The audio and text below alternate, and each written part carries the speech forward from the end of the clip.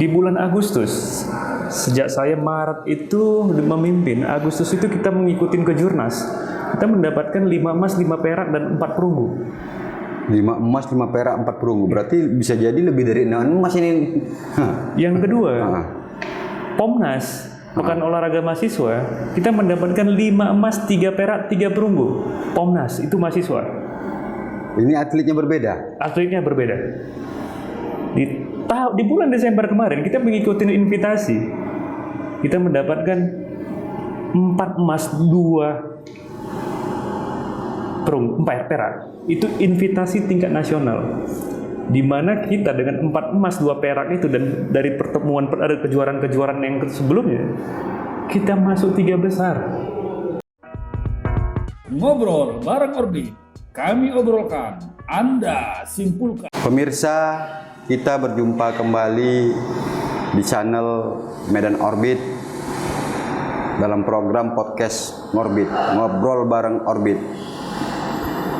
Topik pembahasan kali ini mengenai persiapan atlet PASI Sumatera Utara dalam rangka meraih sukses prestasi pada Pekan Olahraga tahun 2024, di mana Provinsi Sumatera Utara dan Aceh sebagai tuan rumah. Bersama kita sudah hadir Ketua Pengprov Persatuan Atlet Seluruh Indonesia Provinsi Sumatera Utara, Bung David Luther Lubis. Selamat datang Ketua di kantor redaksi Harian Orbit. Tanpa memperpanjang waktu, mari kita dengarkan bagaimana program visi misi dari Bung David Luther serta prestasi yang sudah diraih atlet PASI selama kepemimpinan Bung David. Bung David sudah menjabat sebagai Ketua PASI ini sejak tahun 2022 ya? 2020. Sampai periodisasi 2026 ya. Artinya kita melihat, kalau kita lihat dari baik dari pemberitaan, cukup banyak prestasi saat PASI ini Bung David pimpin bila dibandingkan dengan periodisasi yang sebelumnya gitu kan.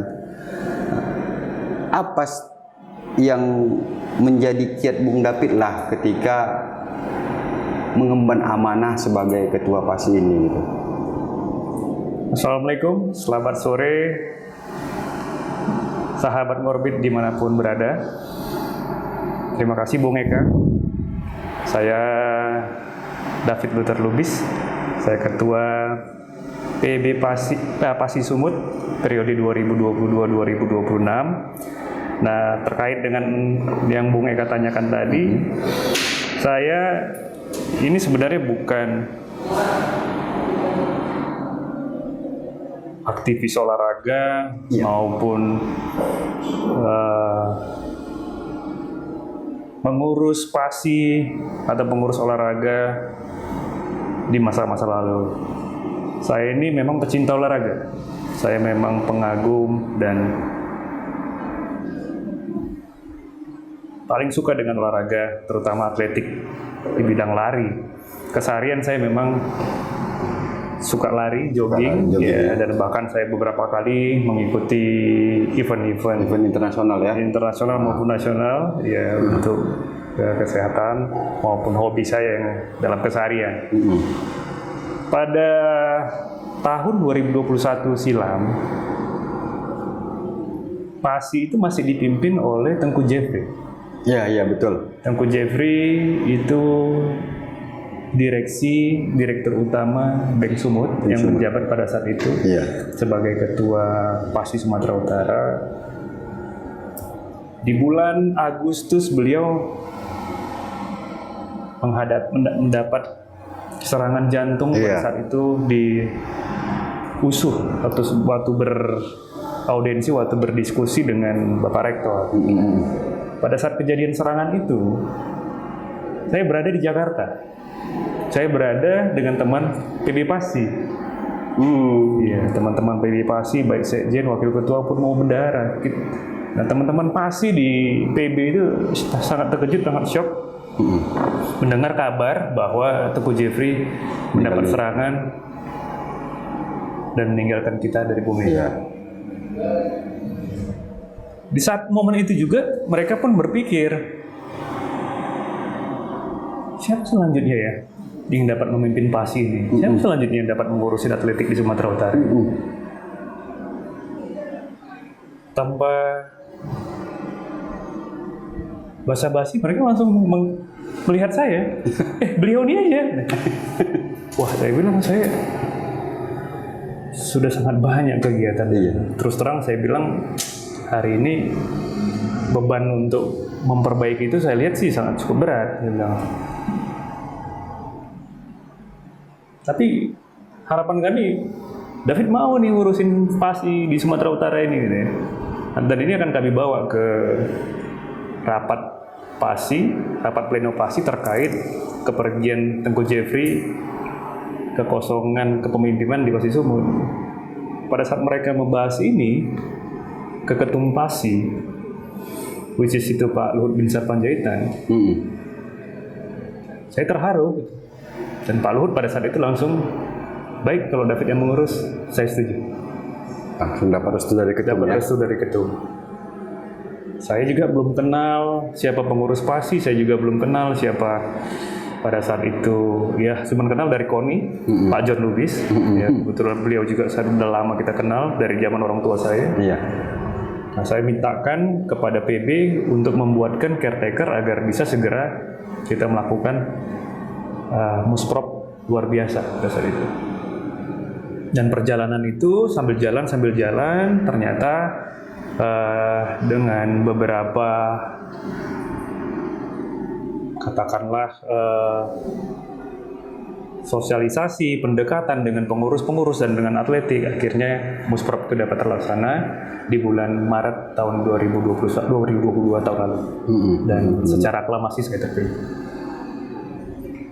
Jadi dari berawal dari hobi jogging, kemudian ada eksiden wafatnya ketua PASI gitu kan. Artinya gini, mungkin sudah suratan memang Bung David diberi amanah untuk memimpin PASI Sumatera Utara inilah gitu kan.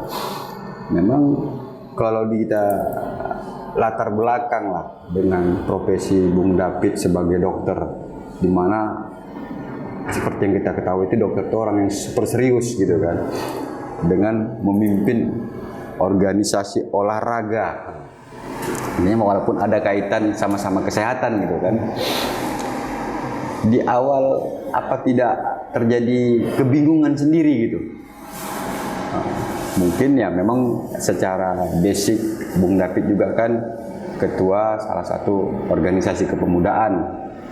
Tapi kan beda memimpin OKP dengan memimpin organisasi olahraga yang kita bilang nirlaba.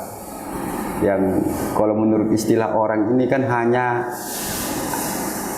letih badan, letih materi, tidak ada hasil apapun gitu kan. Hanya orang-orang yang gila kalau kata gubernur sendiri yang mau mengurus cabur ini gitu. Jadi apa tidak ada merasa kesulitan tersendiri saat awal-awal memimpin PASI ini? Tantangannya sangat besar. Pada saat itu tantangannya sangat besar. Yang pertama bagaimana manajemen waktu. Ya, betul. Iya, mengingat memang sama seperti yang Bung Eka sampaikan, ini memang udah seperti orang gila. Orang gila. Keseharian saya itu sebenarnya staf di Kemenkes, ditempatkan di Rumah Sakit Adam Malik, dan alhamdulillah hari ini saya dipercayakan menjadi kepala instalasi juga di rawat jalan. Di mana rawat jalan itu mukanya rumah sakit yang terdiri dari 21 poliklinik. Nah, ini merupakan tantangan berat buat saya, tantangan yang besar. Saya, dalam benak saya bagaimana atletik ini, anak-anak ini dapat menciptakan prestasi yang lebih baik dari prestasi yang sebelumnya. Dan dalam memimpin sebuah apapun itu, kalau saya dikasih pekerjaan, saya selalu berpikir, suatu saat saya ingin meninggalkan legacy yang baik untuk organisasi apapun itu, pekerjaan apapun itu. Dan harapan saya mudah-mudahan ke depannya atletik ini amanah dipimpin oleh David Luther Lubis ke depan. Oke, tapi di saat Bung David memimpin, ada tugas berat yang harus dihadapi gitu kan, di mana tahun 2024 kurang lebih 1 tahun ke depan Provinsi Sumatera Utara ini akan menjadi tuan rumah PON. Salah satu target sebagai tuan rumah adalah sukses prestasi gitu kan. Terkait sukses prestasi ini, apa target Pasi Sumut untuk PON 2024? Di PON 2020 kemarin, PON ke-20 itu kita mendapatkan 3 emas, 2 perak, dan 1 perunggu. Iya. Target kita di 2024 yang sangat masuk akal itu 6 emas. 6 emas ya? Iya, 100% dari yang kemarin. Target Pasi Sumut untuk meraih medali emas di PON 2024 itu 6 emas. Memang sepertinya sih muluk-muluk ya. Maksudnya sepertinya wah kok berani sekali Ketua David ini menargetkan 100% dari PON yang sebelumnya. Saya melihat gairah, saya melihat teman-teman baik pelatih maupun atlet yang ada di Sumatera Utara ini saat ini betul-betul sangat baik, dan mereka betul-betul fokus bagaimana untuk mendapatkan ini. Ada beberapa kegiatan-kegiatan yang kita lakukan. 3 kegiatan besar yang kita lakukan sebelum menuju PON. Maksudnya belum menuju PON lah. Sampai hari ini. Sampai hari ini ya. Alhamdulillah Bung Eka, semuanya itu fantastis. Itu apa saja kegiatannya? Fantastis sekali. Di bulan Agustus, sejak saya Maret itu memimpin, Agustus itu kita mengikuti kejurnas. Kita mendapatkan 5 emas, 5 perak, dan 4 perunggu. 5 emas, 5 perak, 4 perunggu. Berarti bisa jadi lebih dari 6 emas ini. Yang kedua, Pomnas, Pekan Olahraga Mahasiswa, kita mendapatkan 5 emas, 3 perak, 3 perunggu. Pomnas, itu mahasiswa. Ini atletnya berbeda? Atletnya berbeda. Di bulan Desember kemarin kita mengikuti invitasi. Kita mendapatkan 4 emas, 2 perunggu, 4 perak. Itu invitasi tingkat nasional. Di mana kita dengan 4 emas, 2 perak itu, dan dari pertemuan ada kejuaraan-kejuaraan yang sebelumnya, kita masuk 3 besar. Di mana kita mengalahkan Jawa Timur dan Jawa Tengah. Cuman sebelum-sebelumnya dalam sejarah berdirinya Pasi di Sumatera Utara ini nggak pernah 3 besar ya? Tidak pernah 3 besar. Makanya dengan hasil-hasil yang fantastis di 3 kegiatan terakhir ini, wah, saya rasa optimis untuk 6 emas ini tercapai ya? Dan mudah-mudahan lebih, Bung Eka. Lebih. Dan yang terakhir ini, Pasi Sumut mengirim 1 orang dari kontes DBL. DBL ini seperti yang diselenggarakan di SAC, Student Athletic Championship. Yang ke Australia? Ke Australia. Dari 8 provinsi yang ada ini, salah satunya dari Sumatera Utara. Artinya kalau kita bicara kualitas, sudah kualitas standar internasional. Standar internasional. Ya. 1 orang ya? 1 orang. Dan itu anak SMK 2. Berasal dari Medan, dan sangat luar biasa. Dan kegiatan ini dihadiri oleh Bapak Presiden Insinyur Jokowi dan 5 menteri pada saat itu. Saya merinding, dan beliau mendapatkan emas di situ dan diberangkatkan nanti di bulan Maret ke Australia untuk mendapatkan pengalaman dan pelatihan khusus di Australia. Artinya selain tadi prestasi-prestasi yang sudah diraih gitu kan, kita juga tahu atletik ini kan merupakan cabang olahraga prioritas nomor 1 di Sumatera Utara yang memang diharapkan sebagai lumbung medali untuk PON 2024. Sampai hari ini sudah berapa atlet Pasi yang mengikuti pelatda jangka panjang gitu? Ngobrol bareng Orbit, kami obrolkan, Anda simpulkan. Yang mengikuti pelatda jangka panjang saat ini ada sekitar 45 orang. 45 orang. Ya, 45 orang yang akan kita pertandingkan nanti di PON 2000. Itu di semua nomor. Hampir di semua nomor atletik. Iya. Itu 45 putri dan putra. Putri dan putra. Iya. Pembagiannya ketua? Kita sepertinya lebih banyak di Atletik. ini semua atletik, lebih banyak di putri daripada di putra. Ya. Di nomor lari. Kita ada jalan, lari, lempar, lompat. Iya, ya mungkin paling banyak sih di nomor lari. Nomor lari ya. Nomor lari.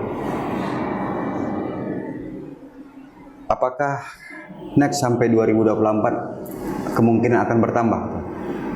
Atau bagaimana mungkin mensiasatinya? Apakah 3 kali lipat dari jumlah target-target, artinya dari jumlah jumlah nomor gitu? Karena kan seperti yang kita ketahui, Aceh hari ini sudah menyusun lapis 3 gitu kan, untuk mempersiapkan atlet di 2024. Pasi Sumut sendiri yang akan diprogramkan itu sampai berapa lapis dalam memenuhi target atlet untuk suksesi PON ini? Jadi memang kita itu saat ini pusat pelatihan itu ada 2. Ada di Unimed, Universitas Medan, dan ada di PPLP Dispora, Sumatera Utara. Jadi kita menyiapkan 2 layer, baik itu di pelatda maupun di tingkat pelajar. Anak-anak dua layer inilah yang kita siapkan untuk kedepannya. Di samping memang kami Pasi Sumut ini terus mencari bibit-bibit unggul ke depannya yang nantinya bakal bisa menjadi estafet dari kawan-kawan di pelatda, di PPLP untuk kedepannya. Karena kita ketahui sendiri sebenarnya atletik ini berdasarkan SK Menteri nomor 481, Menteri Pendidikan olahraga wajib diselenggarakan di SD, SMP, dan SMA. Iya, benar. Oleh karena itu memang kami selalu membuat kegiatan ini dan dalam waktu dekat kami akan melakukan itu. Ya. Itu salah satu metode penjaringan atlet ya, betul ya, yang bakal dilakukan. Betul. Karena kerinduan masyarakat hari ini untuk di Sumatera Utara untuk mendapatkan Mardi Lestari baru, Suprat Singh baru, Parluatan Siregar baru, Irwan Pulungan baru, itu dirindukan sangat oleh masyarakat Sumatera Utara, khususnya oleh Pak Ketum sendiri. Ketum itu kan aslinya dari Sumatera Utara gitu kan. Makanya waktu Firly yang kemarin ke juara SAC itu juara dan beliau menyaksikan, beliau sangat apresiasi dan berharap di lari cepat 100 meter lahir lagi Mardi Lestari. Karena seperti kita ketahui kan pada zaman dulu atletik Sumatera Utara ini jawara dalam setiap kompetisi baik tingkat nasional maupun internasional gitu kan. Masih ada nama besar Mardi Lestari yang sampai hari ini mungkin belum ada prestasi atlet Indonesia yang sekali berMardi Lestari gitu kan. Kemudian ketua, tentunya dalam menjalankan program ini pasti ada kendala yang dijumpai di lapangan. Kira-kira apa saja itu ketua? Secara teknis sih kendalanya sih nggak ada sih. Cuman permasalahannya yang terbesar saat ini sarana prasarana. Iya. Kita ketahui kita latihan hari ini praktis hanya di Unimed sama di PPLP Dispora semua. Yang standar ya? Iya, dan hari ini lapangan di Unimed itu sudah mulai rusak, sudah mulai gelembung, ya perlu perawatan, dan harapan kami ke depannya memang sarana prasarana untuk atletik di Sumatera Utara ini dapat segera dibangun supaya atletik ini bisa, para atlet ini bisa latihan dan dapat berprestasi ke depannya, Bung Eka. Tadi kan ketua menyatakan bahwasanya sesuai dengan SK Menteri Pendidikan, artinya atlet ini menjadi kita bilang bidang studi dan program wajib yang harus dilakukan sekolah. Apakah dalam kepemimpinan ketua sudah ada kerjasama misalnya dengan sekolah ataupun lembaga-lembaga pendidikan yang sifatnya asrama seperti pesantren ataupun apa yang sudah dilakukan pasti sumur? Sudah. Nah, yang kemarin pada saat kita mengikuti Student Athletic Championship yang di BIA lakukan, kita melakukan kerjasama seperti itu. Baik pesantren maupun sekolah, negeri, swasta, semua semua kita rangkul.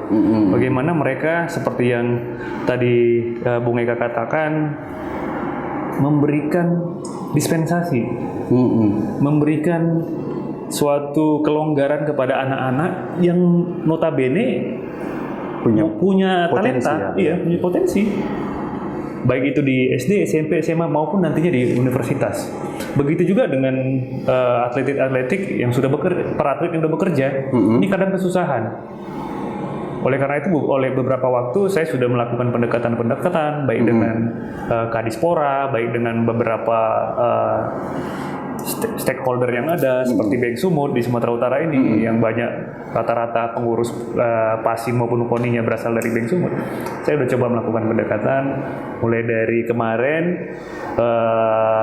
Bank Sumut melakukan kompetisi waktu ulang tahun 5K sama 10K. Saya sudah ketemu dengan ketua sebelumnya, direktur sebelumnya Pak Pohan, dan hari ini Pak Hadi Sucipto saya juga sudah melakukan komunikasi yang baik agar beberapa pegawai diberikan dispensasi, sekaligus saya juga mengajak Bank Sumut untuk mencerdaskan anak bangsa dalam berolahraga, which is anak-anak ini yang nantinya bakal mengikuti kompetisi diberikan beasiswa. Jadi ada suatu jaminan supaya mereka berolahraga, berprestasi, tetapi pendidikan dasarnya tidak terganggu. Dan insya Allah kolaborasi ini kedepannya bakal kami wujudkan. Karena kemarin di bulan Desember saya juga melakukan kerjasama dan kolaborasi dengan Bapak Wali Kota, dengan Pak Bobi Nasution. Kita menggelar di titik nol Kota Medan yang diikuti oleh 5.000 peserta. Dan itu banyak diikuti oleh pelajar-pelajar Kota Medan.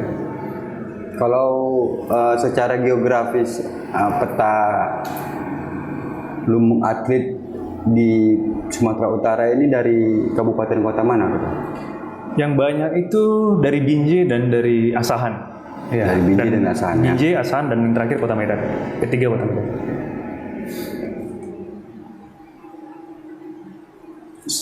Ini mungkin agak untuk motivasi bagi atlet kita, Ketua. Selain latihan dan program, prestasi dan motivasi itu muncul kan dengan adanya reward untuk mereka gitu. Dari ketua sendirilah sebagai ketua PASI Sumut hari ini yang memiliki tanggung jawab untuk suksesi PON 2024. Apa motivasi yang ketua berikan ataupun reward yang akan ketua janjikan kepada atlet berprestasi dalam atletik ke depan? Mungkin ketua janjikan masuk pegawai atau ketua beri bonus gitu. Memang yang menjadi kekhawatiran para atlet dimanapun berada, baik di Sumatera Utara, di Indonesia maupun di luar negeri, jaminan masa depan. Jaminan masa depan, benar. Saya mengajak dan memotivasi para atlet-atlet ini, apabila mereka mendapatkan medali emas, bagi yang belum bekerja, saya akan membantu menyediakan lapangan pekerjaan. Apabila yang belum kuliah, saya akan membantu memberikan pendidikan baik di perguruan tinggi negeri maupun swasta. Itu janji saya sama mereka. Dan alhamdulillah kemarin atlet kita yang meraih emas di PON dan mendapatkan 2 kali PON emas dan sekali perak di SEA Games Vietnam kemarin sudah bekerja di salah satu perusahaan BUMD di Sumatera Utara ini. Sumatera Utara ya. Ngobrol bareng Orbit, kami obrolkan Anda simpulkan. Apa saran dan masukan mungkin motivasi yang Ketua berikan kepada generasi muda khususnya tingkat pelajar dalam supaya mencintai olahraga ini? Kemudian saran-saran Ketua kepada stakeholder terkait mulai dari pemerintah daerah, pihak perusahaan, termasuk ke kampus dan sekolah untuk sama-sama ikut memiliki tanggung jawab moral dalam hal pembinaan olahraga. Terima kasih Bung Eka. Mungkin saran saya untuk generasi muda saat ini, jangan pernah letih, jangan pernah lelah untuk berprestasi, menciptakan karya-karya khususnya di bidang olahraga, di bidang atletik. Karena memang hari ini banyak anak-anak muda yang menjadi ragu untuk meneruskan bakatnya, untuk meneruskan cita-citanya di bidang berprestasi di bidang olahraga. Ayo buktikan bahwa kalian itu bisa menciptakan suatu karya, menciptakan legacy untuk membanggakan nama Sumatera Utara maupun nama bangsa Indonesia nanti ke depannya. Kepada para stakeholder yang ada, baik mulai dari tingkat provinsi, kabupaten kota, maupun sekolah-sekolah yang ada, ini PR kita bersama, ini tugas kita bersama untuk bisa sama-sama menghasilkan anak bangsa yang berprestasi di bidang olahraga atau di bidang atletik. Karena kami pun kalau hanya bekerja sendiri, kami juga tidak akan mampu tanpa ada dukungan dan bantuan dari para stakeholder yang ada di Sumatera Utara ini. Mungkin dari saya itu, Bung Eka. Semoga atletik di Sumatera Utara ini ke depannya lebih baik, lebih maju lagi, dan berprestasi. Baik, pemirsa Medan Orbit, itulah tadi bincang-bincang kita dengan Bung David Luther Lubis, Ketua PASI Sumut. Kita sudah dengarkan tadi bagaimana program-program yang akan dilakukan PASI Sumut dalam rangka mencapai sukses prestasi PON 2024. Semoga apa yang dilakukan PASI Sumut hari ini akan berbuah manis dengan prestasi, dengan target 6 emas, bahkan mungkin lebih. Amin. Sehingga atlet-atlet PASI Sumut akan membawa nama harum Provinsi Sumatera Utara di kancah PON 2024 mendatang. Sukses untuk PASI Sumut. Salam olahraga. Salam olahraga. Oras. Ngobrol bareng Orbit. Kami obrolkan, Anda simpulkan.